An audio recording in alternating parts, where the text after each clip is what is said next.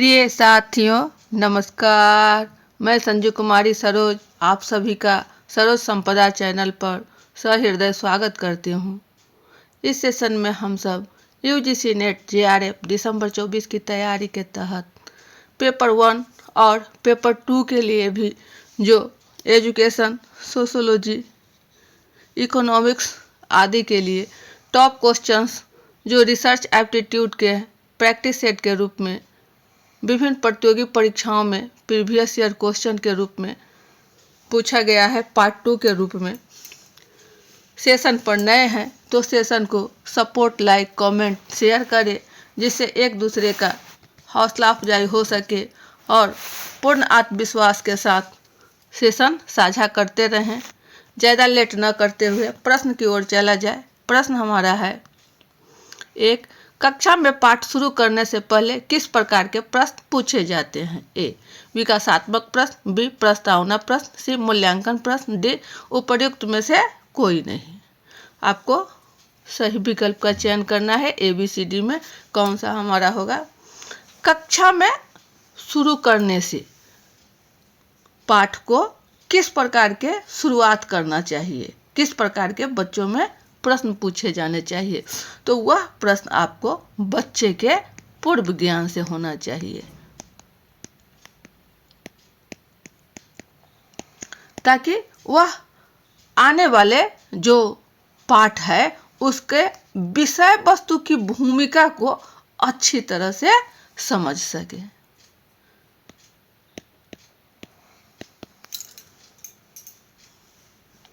तो सही विकल्प हमारा क्या हो जाएगा? यहाँ पूर्व ज्ञान का जो है मतलब वह प्रस्तावना से रिलेटेड है। ऑप्शन बी की ओर है।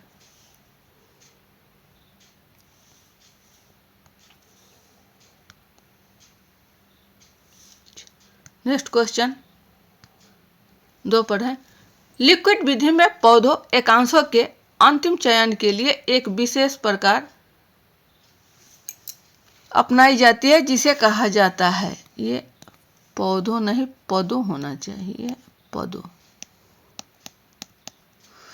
जिसे कहा जाता है ए, पद एकांक विश्लेषण, बी, स्केलोग्राम विश्लेषण, सी, गुच्छ विश्लेषण, डी, अंतर्वस्तु विश्लेषण। सही विकल्प का चयन करना है। क्या हो जाएगा? तो एकांश शब्द से ही पता चलता है कि छोटा सा अंश के अंतिम चयन के लिए जो प्रक्रिया अपनाई जाती है उसे एकांक विश्लेषण,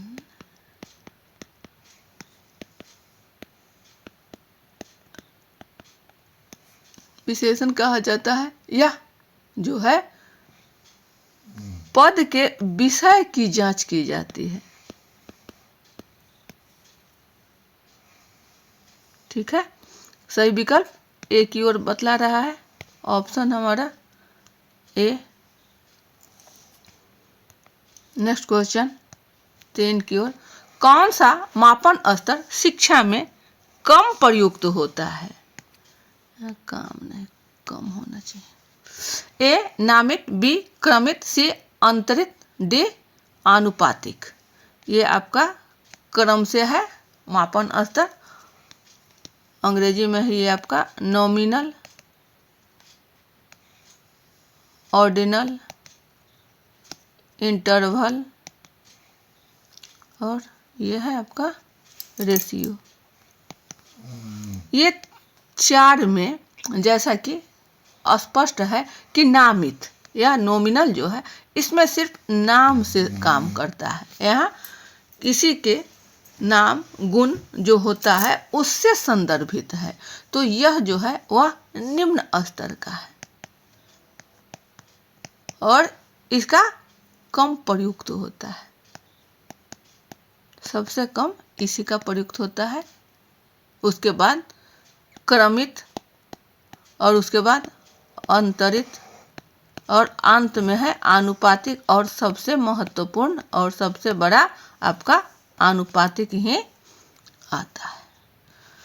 इसका सही विकल्प हमें एक ही ओर बतला रहा है। इसमें उसका जो है उसके आधार पर जो किसी का जैसे कमला, राधा, ये सब उसके नाम से नामित, नॉमिनल। ऑप्शन ए की ओर है।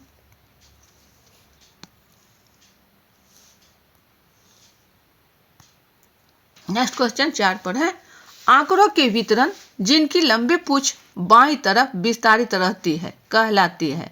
ए तुंकुकुत्ता, बी चपटकुकुत्ता, सी धनात्मक वैषम्य, डी ऋणात्मक वैषम्य। क्या हो जाएगा सही विकल्प हमारा? लंबी पूंछ आंकड़ों के, जो हमारा आंकड़ा है वह बाईं तरफ, बाईं मान लीजिए इधर हो गया आपका लेफ्ट, और यह जो है विस्तारित रहती है या ज्यादा की ओर रहती है, तो यह हमारा क्या हो जाएगा? बाएं है तो ये हमारा आता है ऋणात्मक, निगेटिविटी है, और यहाँ आपका पॉजिटिव है, ये प्लस, इधर आ जाएगा आपका धनात्मक। तो यह क्या मतलब, यह जो है इसको मीन जो है बाईं ओर है, वह हमारा क्या आ गया? ऋणात्मक वैषम्य।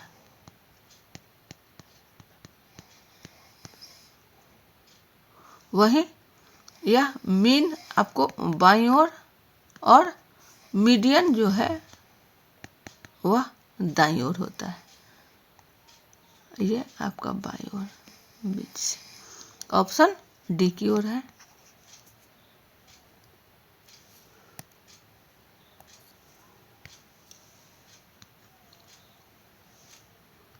नेक्स्ट क्वेश्चन 5 पर, वर्णनात्मक शोध की कई विशेषताएं होती है, निम्नलिखित में से किसे इन विशेषताओं में नहीं रखा जा सकता है? ए वर्तमान घटनाओं का वर्णन एवं विश्लेषण करना, बी इसके द्वारा चरों के बीच तुलनात्मक विरोधाभास को दिखलाया जाता है, सी इसमें चरों के बीच सहसंबंध ज्ञात किया जाता है, डी इसमें चरों में जोड़ तोड़ करके उसके पढ़ने वाले प्रभाव का अध्ययन किया जाता है। क्या होगा सही विकल्प हमारा? पढ़ने वाले। वर्णनात्मक शोध की विशेषताओं के बारे में पूछा जा रहा है, तो वर्णन शब्द है वर्णन, और इसे वर्णनात्मक बना है, तो यह जो है घटना का वर्णन या विश्लेषण करेगा। इसमें चरों में सहसंबंध ज्ञात किया जाता है, जोड़ तोड़ करके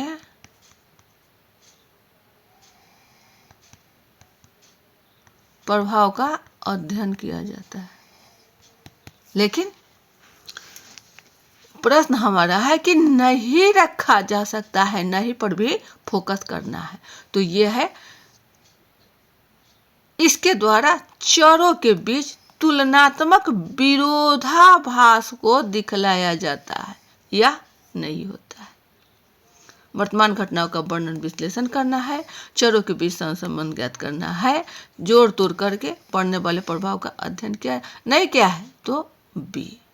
सही विकल्प क्या है हमारा? बी हो जाएगा। नहीं पूछा जा रहा है प्रश्न में। चलिए नेक्स्ट क्वेश्चन 6 पर है, निम्न अनुसंधान विधियों में से किस विधि में चरों का नियंत्रण आवश्यक है? ए दार्शनिक, बी ऐतिहासिक, सी कार्योत्तर, डी प्रायोगिक। क्या हो जाएगा? तो अभी हम लोगों ने देखा कि जोड़ तोड़, जोड़ घटाव किस में किया जाता है? तो एक्सपेरिमेंटल में। इसमें आपको चरों पर नियंत्रण रहता है, कंट्रोल करना रहता है, और यह जो है वह स्वतंत्र चर के रूप में होते हैं। ऑप्शन हमारा डी की ओर है।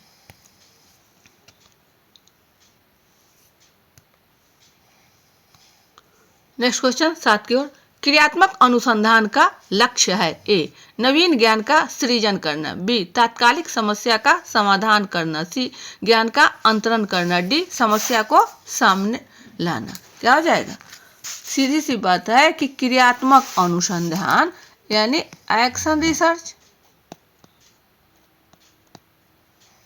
इसमें जो है इसका उद्देश्य जो है मौलिक अध्ययन,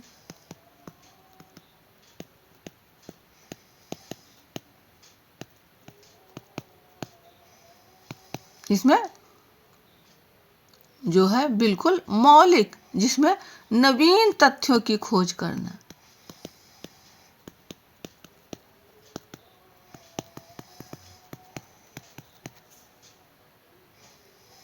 तथ्यों की खोज करना, और जो विद्यालय या महाविद्यालय अर्थात शैक्षिक रूप से जो भी कार्य हो और उसमें तत्काल समस्या का समाधान, तो यह हमारा क्या होता है, एक्शन रिसर्च, क्रियात्मक अनुसंधान। ऑप्शन बी की ओर है, तात्कालिक समस्या का समाधान करना। यह शिक्षा जगत के लिए बहुत ही उपयुक्त और इसी से संबंधित क्रियात्मक अनुसंधान हमारा है। नेक्स्ट क्वेश्चन 8 की ओर, अनुसंधान परिकल्पना है ए एक अवधारणा, बी एक स्वयं सिद्धि, सी एक सिद्धांत, डी एक अनुमान। क्या हो जाएगा सही विकल्प हमारा? तो अनुसंधान परिकल्पना यानी हाइपोथेसिस, तो यह क्या है, यह एक स्वयं सिद्धि है। इसको स्वयं से जो टेंटेटिव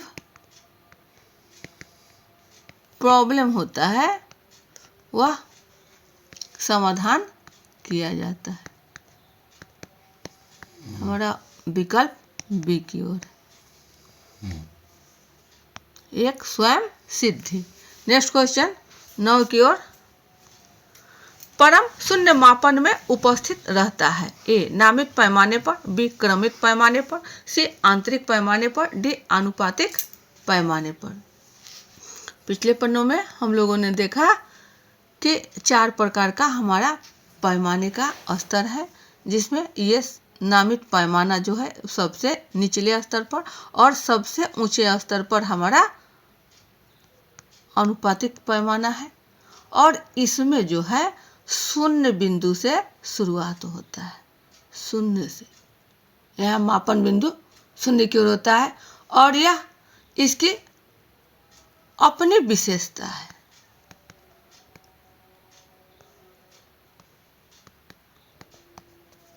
जो मापन का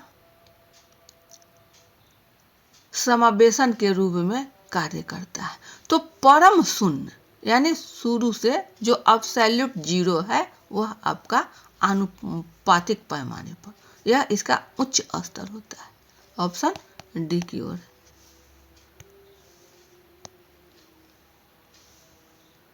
नेक्स्ट क्वेश्चन 10 की ओर, कारक प्रयोग अभिकल्प प्रथम बार प्रतिपादित किए थे ए मीन, बी सोलोमन, डी स्नेडेकर और डी है फीसर।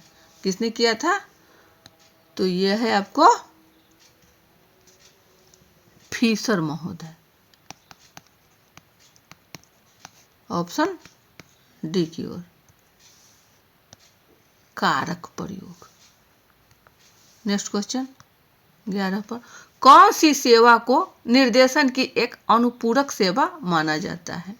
ए नियोजन सेवा, बी सूचना सेवा, सी परामर्श सेवा, डी अनुवर्ती सेवा। क्या होगा सही विकल्प हमारा? अनुपूरक सेवा। इसमें निर्देशन तथा परामर्श, काउंसलिंग एंड गाइडेंस, यह जो है इसका मूल्यांकन किया जाता है।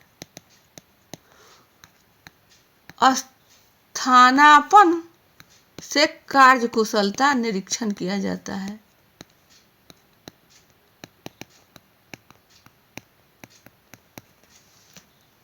रोजगार जो है मुहैया कराने का यह संतुष्टि का पता चलता है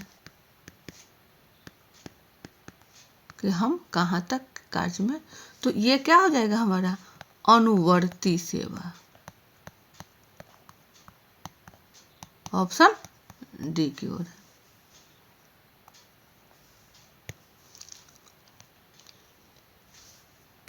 नेक्स्ट क्वेश्चन 12 है, विशिष्ट सेवा में प्रयुक्त होने वाला अद्यतन प्रत्यय है।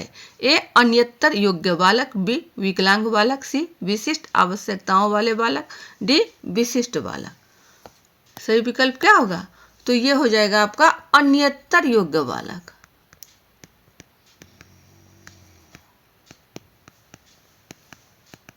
ऑप्शन ए की ओर।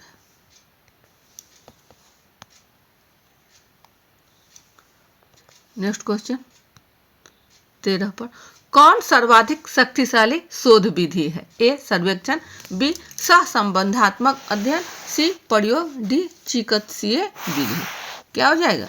तो सबसे शक्तिशाली प्रयोग कहाँ होगा? हम किसी चीज में प्रयोग करते हैं और प्रयोग कर कर करके नवीन तथ्यों का एवं नियमों सिद्धांतों का प्रतिपादित करते हैं।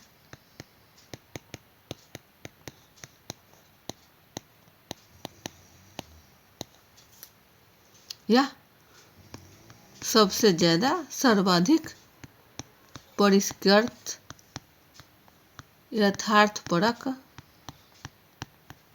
शक्तिशाली विधि है। Option C.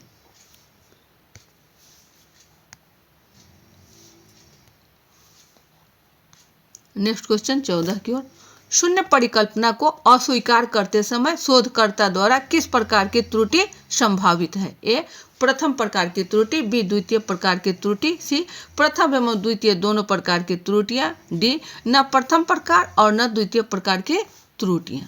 क्या हो जाएगा सही विकल्प हमारा? तो टाइप 1 एरर, यह जो है हमारा शून्य परिकल्पना जब हुआ, हमने जो हाइपोथेसिस बनाया और उसको अस्वीकार कर दिया गया।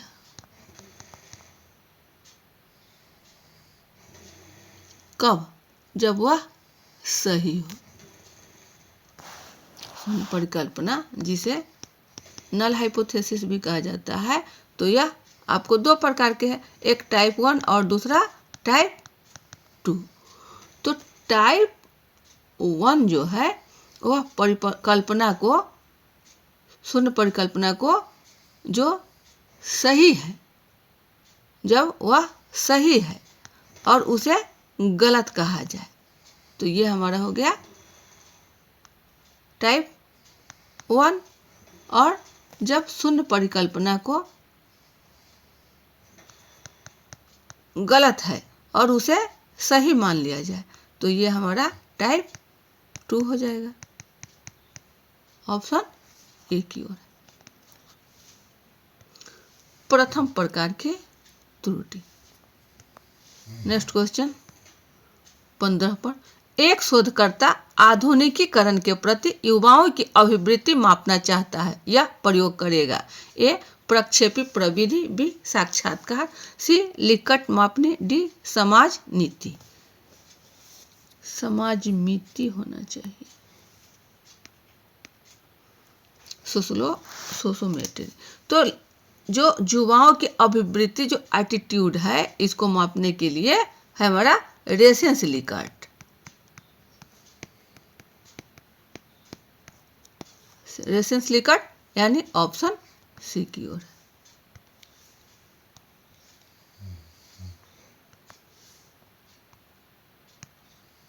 ये आपको 15 प्रश्न थे जो परीक्षोपयोगी है और यह किसी न किसी प्रतियोगी परीक्षाओं में पूछे गए हैं। यह हमारा बेस होगा नेट जीआरएफ के लिए। सेशन पर नए हैं तो सेशन को सपोर्ट, लाइक कमेंट करें, शेयर करें, जिससे एक दूसरे का हौसला अफजाई हो सके।